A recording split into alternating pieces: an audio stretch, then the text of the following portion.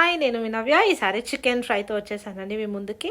ఇది 20 minutes salt వాటర్లో నానబెట్టుకున్న చికెన్ అండి. నేను 1 కేజీ తీసుకున్నాను. ఇందులో కొంచెం సాల్ట్, కారం, ధనియాల పొడి, పసుపు, చికెన్ మసాలా, కొంచెం జీరా పౌడర్,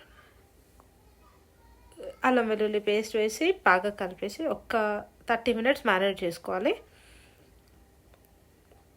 ఓ ప్యాన్లో ఆయిల్ వేసుకుని అందులో మిరపకాయలు, ఉల్లిగడ్డ వేసి కొంచెం ఫ్రై అయిన తర్వాత కరివేపాకు వేసి గోల్డెన్ బ్రౌన్ వచ్చే వరకు ఫ్రై చేసుకొని మనం మ్యారినేట్ చేసుకున్న చికెన్ని ఇందులో వేసి కొంచెం లో ఫ్లేమ్లో పెట్టి ఉడకబెట్టుకోవాలి. ఆల్రెడీ సాల్ట్ వాటర్లో నానబెట్టాం, మళ్ళీ మ్యారినేట్ చేసాం కాబట్టి తొందరగానే బాయిల్ అయిపోతుంది చికెన్.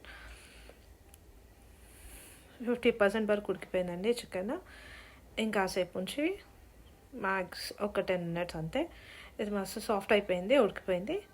ఈ వాటర్ అన్ని కొంచెం పోయే వరకు లో ఫ్లేమ్లో పెట్టేసుకొని కుక్ చేసుకోవాలి. ఇప్పుడు మొత్తం వాటర్ అంతా పోయినాయి, చికెన్ ఉడికింది. దీంట్లో కొంచెం నిమ్మకాయ రసం, కొత్తిమీర పైనుంచి చల్లేసుకొని స్టవ్ ఆఫ్ చేయడమే, ఇక సర్వ్ చేసుకోవడమే. ఇది రైస్లోకి, చపాతీలోకి దేనికైనా బాగుంటుందండి. Please like, support and subscribe. Thank you for watching.